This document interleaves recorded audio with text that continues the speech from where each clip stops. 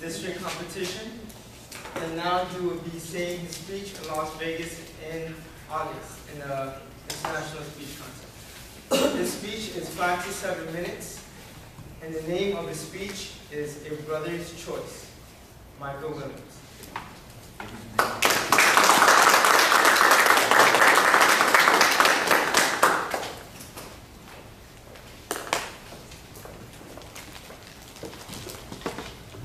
This was the most important choice that I was going to make. This would determine whether or not I existed in comfort or had to suffer in agony. It was a very important choice, so I had to stop and ponder.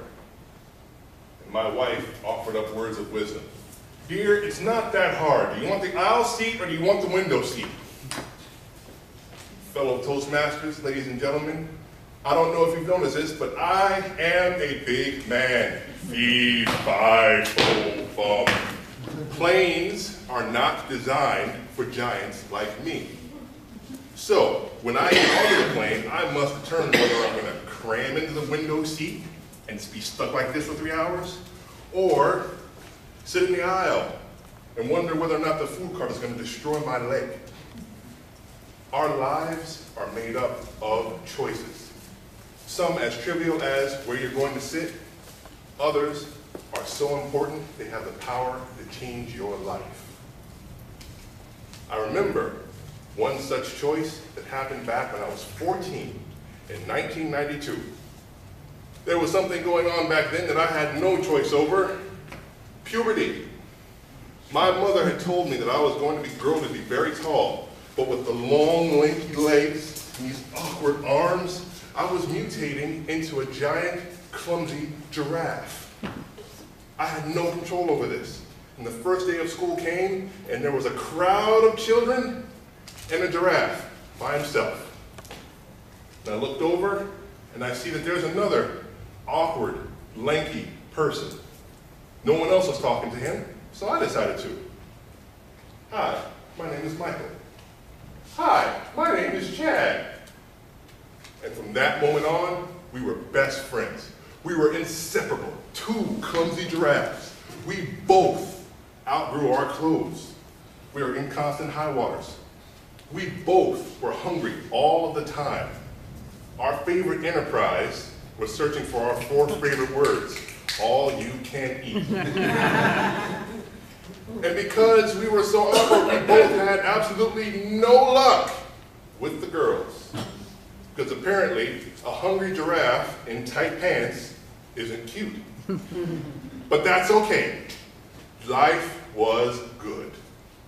We went to the bus stop together every morning, until one morning, Chad arrived a little bit early. And I come up walking to meet him, and I see in the middle of the crowd that 3 of the students are yelling at him and punching him. And the other students aren't doing anything. Why not? Hey! And I run up to help my friend. That first punch came out of nowhere. And the others turned and they just kept punching me over and over. And all they were saying was, don't be friends with the white boy. Chad is white. I am not. Prejudice about our skin color caused such hatred to fester in these boys. They beat us bloody for the crime of being friends. Those punches hurt, but their dark act hurt worse. And I learned just how dark a human heart can be. And no one helped us. We were by ourselves in the middle of a crowd. We were alone. The next day, I was bandaging up my face, getting ready for school. And I hated those boys for what they did. Fine. If they're going to hate me, then I will hate them. And I'll hurt them. I'll get a baseball bat. This'll work. And I hailed my hatred in my hands. And I heard a knock at the door. And I opened it, and there's Chad, bandaged and ready to go. If you'll still walk with me, I'll still walk with you. Chad, aren't you scared? Aren't you angry? Look what they did to us. I would do it all again as long as we're friends.